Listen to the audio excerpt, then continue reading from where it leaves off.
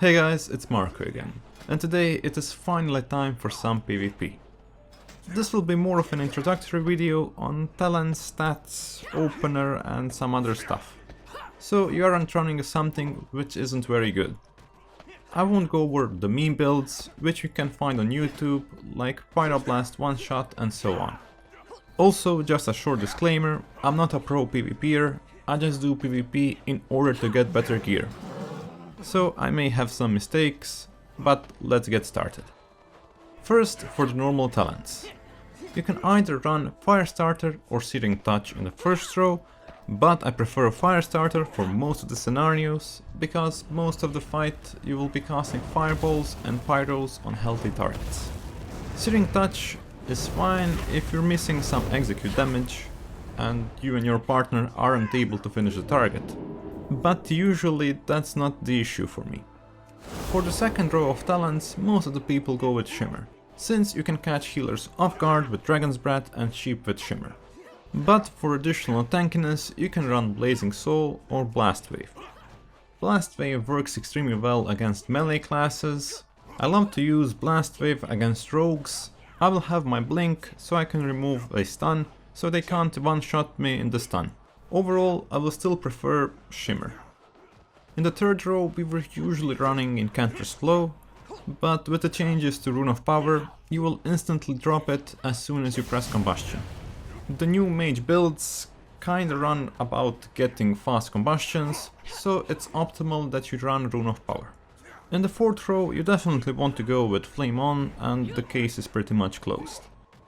Fifth row, I usually prefer Ring of Frost for big crowd control on multiple targets and for crowd control on druids. And you will always have one additional school of magic which can crowd control the enemy, but just be careful that you don't get interrupted on Ring of Frost when you're low on HP, or you won't be able to cast Ice Block. Other talent which you can run is Ice Ward, but I don't recommend it, even though it's okay in some situations. Sixth row is kinda useless talent row for me. You don't want to run Conflagration, it can break Polymorph or Sap without you wanting it. Living Bomb is the only talent here which can have some usage, but again I don't like using it, so I'm just running with Flame Patch, which is again useless for PvP. And for the seventh row, we have the good old Meteor, the thing which will carry your combustion DPS. Now for additional PvP talents, you always want to run Pyrokinesis.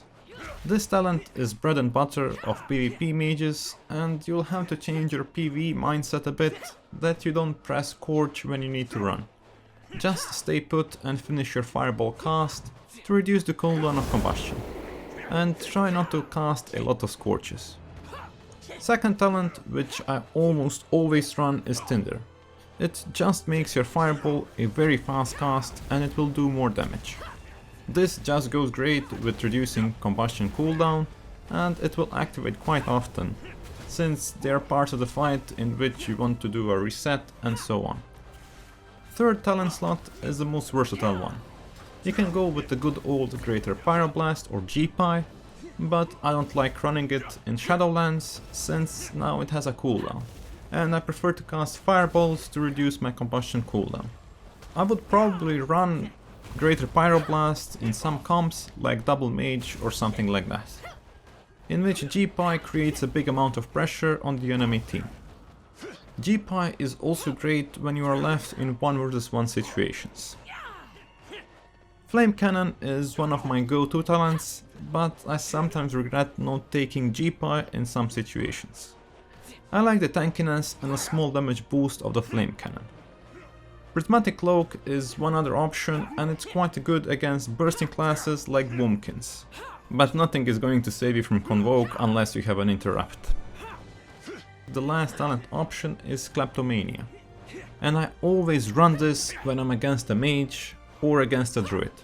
You really need to play smartly with this talent, since it has a 30 seconds cooldown, and there is a lot of outplay potential when using it against other mages. In lower PvP brackets, for example, so up until 1900 rating or so, I tend to notice that mages don't really use this PvP talent, And if I see a mage not using Kleptomania, it's a free win for me, since I will just steal his combustion and he won't be able to steal it back. Also, he won't be able to steal my combustion, unless he's lucky. Another important thing to know about this is that in higher brackets, mages will steal combustion and they will instantly remove it. So you can't steal it back, which is very painful, but you need to play around it. You can make a macro to cancel aura combustion, but I'm a very lazy person when it comes to additional keybinds, so I'll just manually click it. But don't be like me, make a macro, it's going to be a lot easier. So when facing a mage, I don't use spell steal until he uses his combustion, and make sure that you don't get interrupted on polymorph, because you won't be able to spell steal. For example, if I interrupt a mage on polymorph, that's a signal for me that I can combust and destroy him in 6 seconds. Otherwise, noticing that he isn't running Kleptomania or it's a lower bracket, I press combustion instantly and destroy him. If he steals my combustion, they usually won't cancel it, so I can just steal it back. But use this tactic on your own, since you never know if the mage knows how to cancel your combustion. Other usage for Kleptomania is against druids, and I will just steal all the resto HOTS from the target when druid is in his bear form hiding from us. For stats, you want to have as much versatility as you can get, and second best stat is haste. Ideally, you just want to be full on versatility and haste. You don't need critical or mastery, just spam versatility and haste. And now for some tips and tricks. You must install add-ons such as Gladius and Nameplate cooldowns. Gladius so you can see diminishing returns or shorter DRs on the target, so you don't overlap your sheeps with saps. Nameplate cooldowns to track enemy cooldowns, interrupts and so on. And now when you know the enemy cooldowns, you want to practice your fake casting polymorphs, just to bait them into wasting one.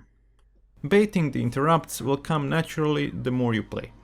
Another tip is that you learn the range of your blink.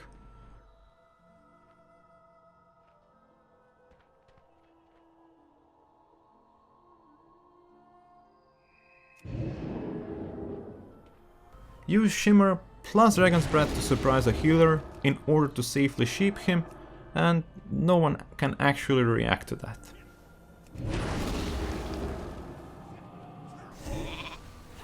If you're a bit too far away, even with a shimmer, you can walk a small distance after shimmering without getting your spell interrupted.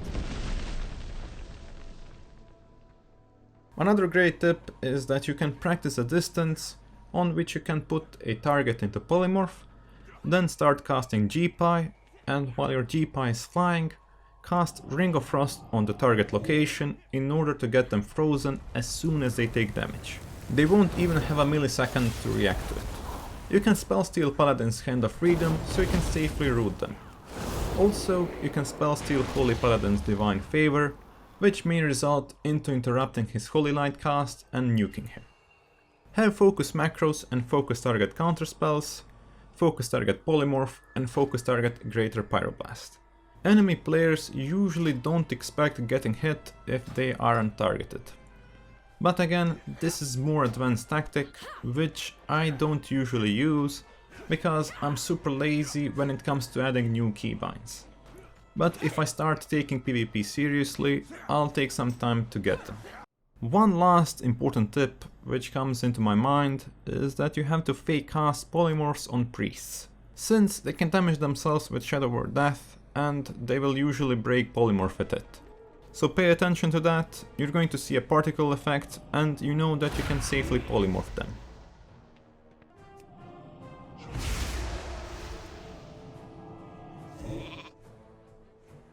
Goodbye. Those are some tips, but now for the important part. How to use combustion properly. It's a very easy rotation if you're a PvE mage.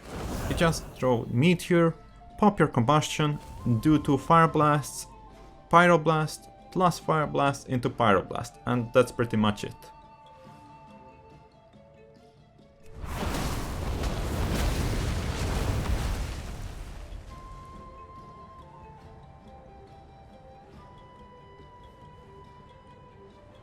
and just by using this opener you'll get most of your kills. And now I'd like to end my video with some viable comps in 2 vs 2 for a fire mage. Personally, I prefer 2 vs 2, since 3 vs 3 games tend to last a lot longer than 2 vs 2, and there is a lot more things to follow, and so on. Basically 2 vs 2 is easier to handle. And now for comps, if you're going with a healer, you're good with Resto Druids, Disco Priests and Holy Paladins. Double DPS comps which are viable are Double Mage, Sub Rogue, Balance Druid, Shadow Priest, and in some cases even Retribution Paladins. When you're playing 2 vs 2, I recommend going for double DPS comps, since they require more skill and precision to pull off. Especially with Sub Rogue, which makes the whole 2 vs 2 situation super fun to play. I will make future videos with point of views from arenas, covering usual comps that you may encounter and how to beat them using footage from my arena games. Also, I'm always playing the arenas with a Sub Rogue, because it's super fun to play this and you feel satisfied when you manage to win some games on longer sets and so on. And that's it for my first PvP video. There wasn't anything really exciting, but I hope that you learned a thing or two. If you have some tips that I didn't cover, share them in the comments. Also, please make sure to hit that like button and subscribe, since it will help me a lot. Anyway, thanks for watching and I hope to see you in the next one.